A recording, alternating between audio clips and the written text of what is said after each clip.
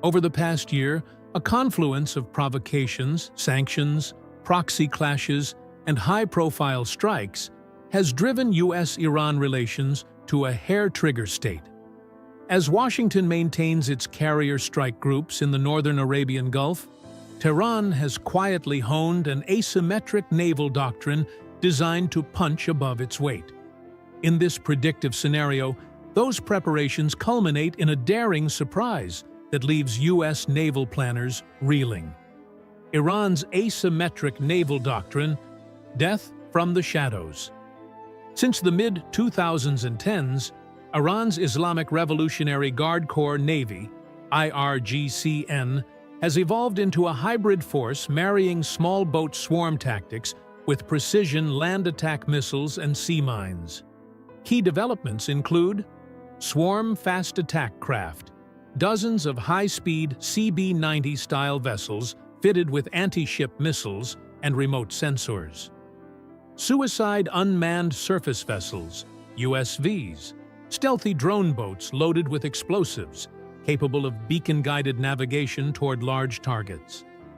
Coastal anti-ship missile batteries, mobile launchers of Noor C-802 and Fateh 110 variants emplaced at unexpected coves along Iran's 1,400-kilometer coastline. Sea mine emplacements, advanced bottom-mounted mines programmed to detect magnetic, acoustic, or pressure signatures unique to U.S. destroyers and cruisers. This multi-axis approach ensures that a single countermeasure, such as aerial patrols, cannot fully neutralize Iran's layered threat. Phase 1. The Cloak of Normalcy. In the weeks leading up to the strike, Iranian naval drills in the Gulf of Oman are publicly announced to mask clandestine mine-laying and USV deployments nearer the Strait of Hormuz. Meanwhile, IRGC cyber units launch low-grade denial-of-service attacks on U.S. Fifth Fleet communications to test intrusion detection. Satellite-linked decoy beacons are floated in shipping lanes, sowing confusion about genuine Western naval positions. Phase 2. Electronic warfare and the Phantom Fleet. On D-Day, at 0400 GMT, Iranian electronic warfare vessels begin jamming Link 16 tactical data networks, blinding U.S. Aegis destroyers to incoming missile tracks and drone boat signatures. Simultaneously, IRGCN deploys dozens of low-observable USVs in a belt 30 nautical miles west of Hormuz, a phantom fleet invisible to overstrained radar arrays. The moment of impact, fast attack, swarm, and missile barrage.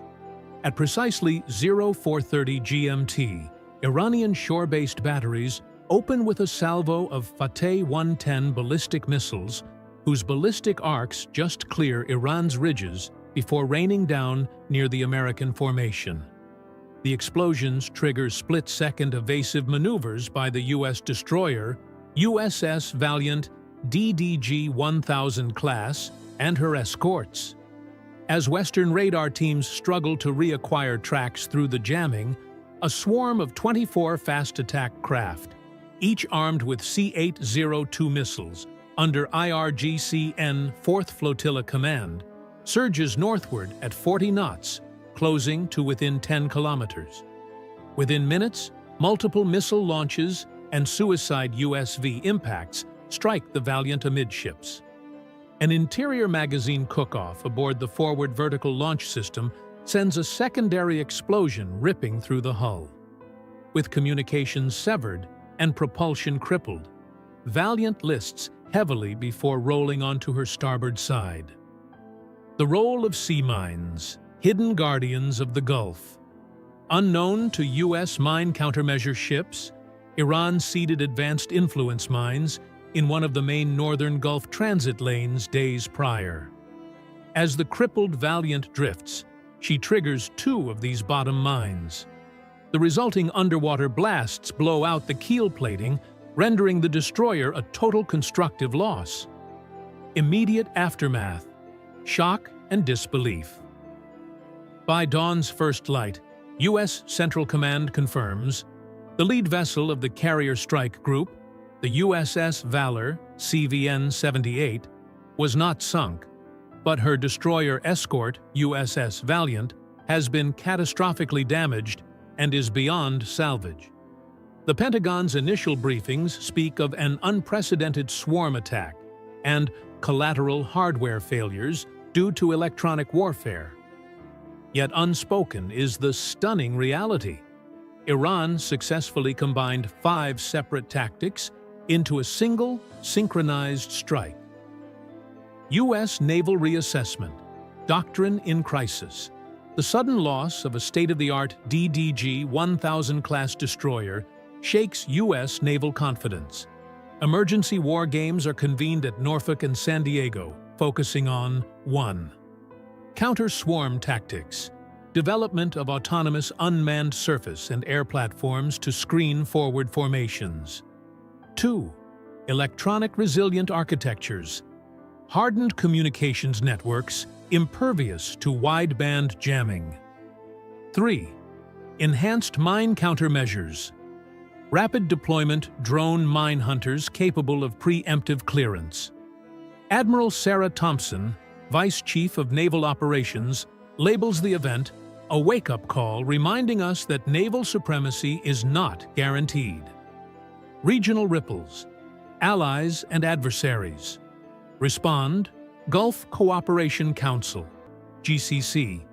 Saudi Arabia and the UAE accelerate joint patrols with Western navies, seeking to bolster anti-swarm and mine clearance capabilities.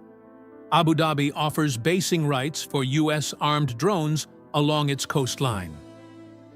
Israel, Iron Dome naval variant tests and cooperative exercises with the U.S. Navy increase ahead of a planned maritime drill off Haifa next quarter.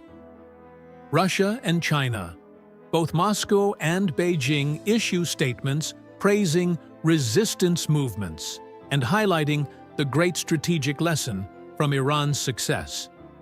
Russian naval observer vessels in the northern Gulf relay open-source footage of USV formations breaching U.S. screen layers. Strategic implications. The balance of power shifts. The destruction of USS Valiant marks the first time since World War II that a major U.S. warship has been lost to a state actor's naval operation. In geopolitical terms, deterrence. Undermined, U.S. carriers and escorts can no longer assume uncontested freedom of movement in the Gulf. Iranian confidence boosted. IRGC-N commanders view the strike as validation of their investment in asymmetric tactics. Global naval doctrine. Evolution. NATO navies begin revising task force compositions to include larger contingents of unmanned vessels and electronic attack specialists. Washington's options, from measured signals to full-scale retaliation.